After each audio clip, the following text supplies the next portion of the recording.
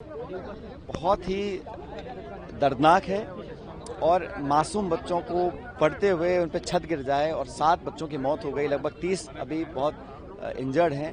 तो ये सरकार की पूरी तरह लापरवाही है। मुझे लगता है ये क्रिमिनल नेग्लिजेंस है। जांच कर दोषियों पर कार्रवाई करनी चाहिए। और मुझे बड़ा खेद है कि वहाँ के जो शिक्षा मंत्री हैं वो कहते कि पूर्ववर्ती जो सरकार थी कांग्रेस की उसने किया नहीं किया। 1.5 साल से आपकी सरकार है, डबल इंजन आपके पास है, पूरा सत्ता साधन है, फिर भी आप लोगों ने लापरवाही करी और कंप्लेन करने के बावजूद सही समय पर वहाँ पे आपने कदम नहीं उठाया। अब जिम्मेदारी संभालनी चाहिए और मुझे लगता है कि वहाँ की सरकार को निर्णायक कदम उठाने चाहिए। जो लोग जिम्मेदार हैं तुरंत प्रभाव से उनका त्यागपत्र लेना चाहिए और भविष्य में ऐसी घटना ना हो इसके लिए पूरे प्रदेश में ऑडिट होना चाहिए कि मानसून के बाद कहाँ बिल्डिंगों में कमी आई है या दोबारा ऐसी घटना हो सकती है, उसका ऑडिट कर कार्रवाई करनी चाहिए, बजाय इसके कि पिछली सरकार को दोष दिया जाए।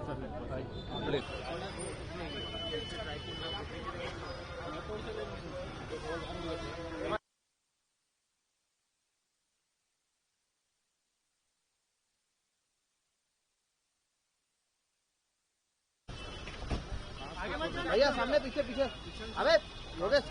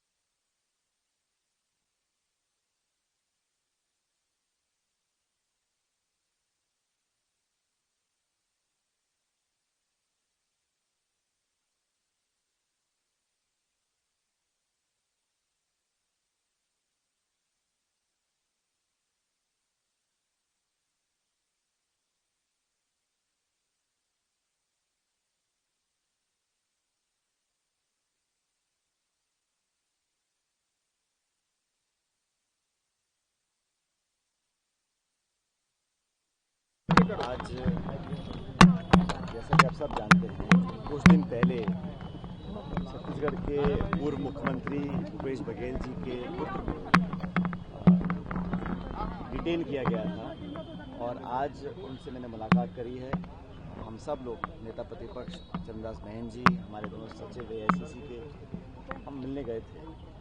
और सबसे महत्वपूर्ण बात यह है कि जिस बात को हम बार बार कह रहे हैं और अरसे से कह रहे हैं कि भारतीय जनता पार्टी और उनकी सरकार, चाहे वो प्रदेश की हो चाहे केंद्र की हो, लगातार और निरंतर रूप से अपने विरोधियों को डराने का, धमकाने का, भयभीत करने का काम कर रहे हैं। मैं स्पष्ट करना चाहता हूं, ये जो कार्रवाई करी है कांग्रेस के नेताओं के ऊपर, मुख्यमंत्री जी के परिवार के सदस्यों के ऊपर, ये कहीं ना कहीं इस बात को साबित करता है कि केंद्र की एजेंसियों का, प्रदेश की एजेंसियों का उपयोग सिर्फ और सिर्फ अपने विरोधियों की आवाज़ को दबाने के लिए किया जा रहा है।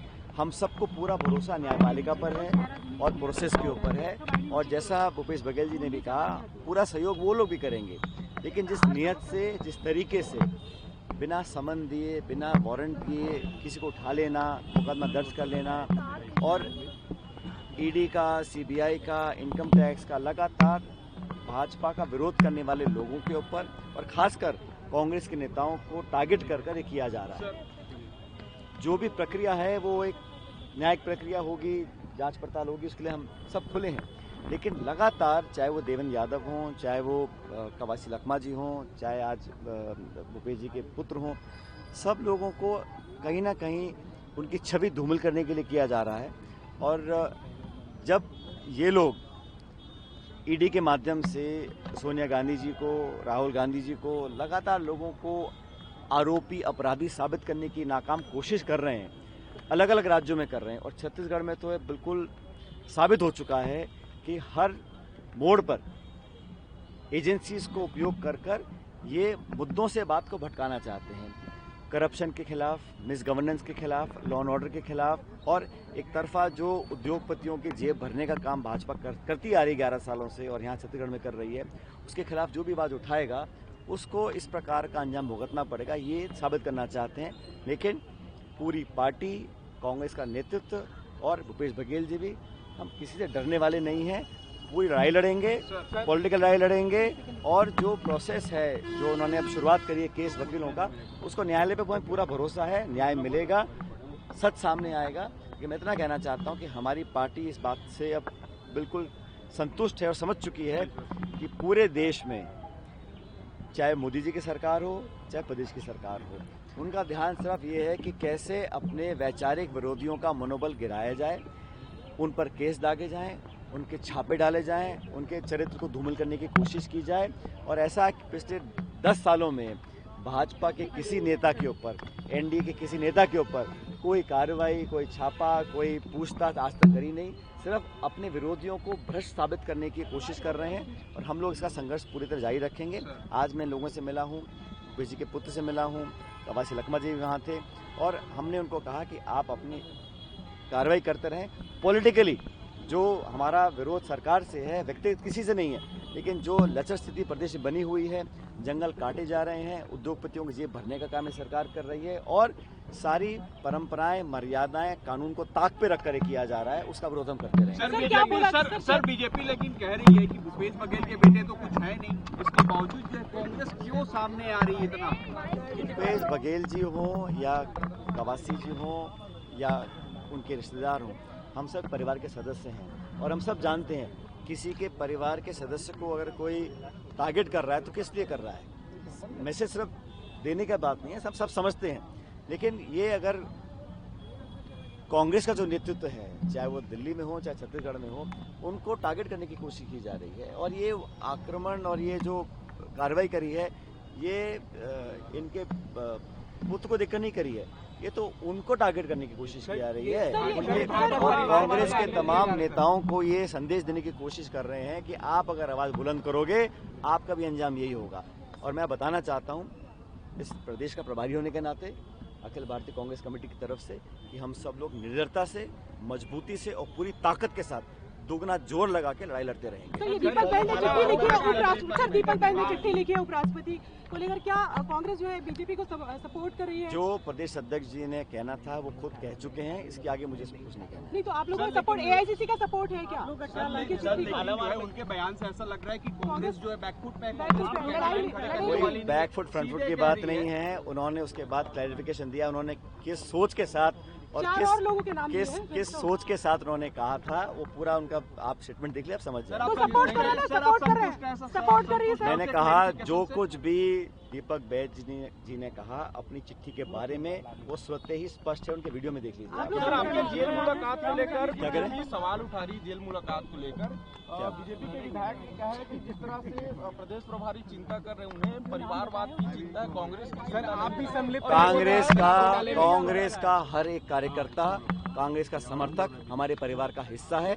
किसी पर आंच आएगी तो पूरा परिवार साथ खड़ा दिखेगा। भागीदारी है, ऐसा आपके ऊपर भी आरोप लगा रहे, बोलते हैं कि सचिन पायलट की भी भागीदारी है सर आपको घोटाले में, इस तरीके के बयान आ रहे हैं। सर आदिवासी और ओबीसी टारगेट पे, सर आदिवासी और ओबीसी टारगेट पे बोलने दो ना। कल जो सम्मेलन हुआ नई दिल्ली में, आपने देखा होगा, मैं समझता हूँ एक निर्णायक और एक बहुत ऐतिहासिक सम्मेलन था। पूरे देश के ओबीसी के हमारे डेलीगेट्स आए और जो राहुल गांधी जी ने कहा और खड़गे जी ने कहा कि हम चाहते सबको साथ लेकर चलें, जो ऐतिहासिक समय से वंचित रहे हैं, दबे कुचले रहे हैं, पिछड़े रहे हैं, किसान वर्ग के लोग हैं, मेहनत हाथ से मेहनत करते हैं, देश का पेट पालते हैं, उन सब लोगों को एक मंच देने का काम किया है। और उन्होंने खुद राहुल जी ने कहा कि आने वाले समय में जो ओबीसी हैं, जो पिछड़े हैं, उन सब का पूरा सहयोग और समर्थन कांग्रेस पार्टी खुलकर करेगी और तीव्रता से करेगी। मैं समझता हूँ बहुत ही स्वागत योग्य स्टेटमेंट है। और खड़गे जी ने जो कहा उसको आपने सुना होगा, वो एक दलित समाज से आते हैं और 60 साल की राजनीति कर अपने श्रम और ताकत के बल पर आज कांग्रेस के अध्यक्ष बने हैं। तो दलित हो, आदिवासी हो, पिछड़ा हो, उन सबको साथ लेकर चलेंगे। और हमें लगता है कि देश में बीजेपी ने, चाहे वो जातिगत जनगणना हो, चाहे महिला आरक्षण हो, सिर्फ लिप सर्विस करी है, घोषणा कर दी है। जैसे घोषणा करी थी कि हम 2 करोड़ रोजगार देंगे, किसान की आमदनी दुगनी करेंगे। आज 11 साल हो गए, ना तो 15 लाख खाते में आया, ना 2 करोड़ नौकरी मिली है और ना किसान की आमदनी दुगनी हुई है। इसी प्रकार उन्होंने जनगणना भी जो 27 में करेंगे, महिला आरक्षण का हाँ कर दिया है, लागू कब होगा किसी को पता ही नहीं है। तो इस प्रकार की बातें भाजपा बोलती आ रही है। तो खरगे ने बिल्कुल ठीक कहा, ये झूठे वादे करने वाली पार्टी है और झूठ के आधार पर सरकार में आए हैं। सर, चेतन और लखमा जी का कोई कंप्लेन की है जेल में कोई शिकायत? उनका थोड़ा लखमा जी का थोड़ा स्वास्थ्य, आप तो थे नहीं अंदर। नहीं सर, ऐसी बात सामने आती सर। वो अभी विक्रम मंडावी पिछले दिनों गए थे, कांग्रेस के नेता, और कुछ दूसरे उसके मैं मिला उनसे। अच्छा, वो बताइए कि बिल्कुल आपसे ठीक क्या है, बातें की, उनके क्या? हौसले बुलंद हैं, वो संघर्ष के लिए पूरी तैयार हैं। उनका थोड़ा स्वास्थ्य खराब रहता है, इस पर मैंने अधिकारियों से बोला है, क्योंकि उम्र भी है, उनको थोड़ी शुगर ब्लड प्रेशर की बीमारी रहती है, तो उनका थोड़ा ध्यान रखें ताकि उनको असुविधा ना हो। मैं चैतन्य से मिला और वो बहुत मजबूती के साथ कह रहा है कि भाई जो कुछ भी सरकार चाहे कर ले, लेकिन हमारा परिवार और कांग्रेस परिवार एक कदम पीछे नहीं हटेगा। हम पूरा लड़ाई लड़ेंगे। ओबीसी और आदिवासी नेता टारगेट पे है कि आपको लगता है यहाँ पे छत्तीसगढ़ के बड़े कांग्रेस के? आप आंकड़ा उठा के देख लीजिए ना, किनको टारगेट कर रहे हैं। टारगेट उन्हीं को कर रहे हैं जो ऊंची आवाज में बोलते हैं, और ये बात सच है। चाहे लखमा जी हों, चाहे देवेंद्र हो, चाहे आज बघेल जी का परिवार हो, जानबूझ के दलित पिछड़े आदिवासियों को कहीं ना कहीं वो सहम जाएं और इतनी हिम्मत ना करें कि भाजपा के सामने जोर से बोल सकें। ये कोशिश बीजेपी कर रही है।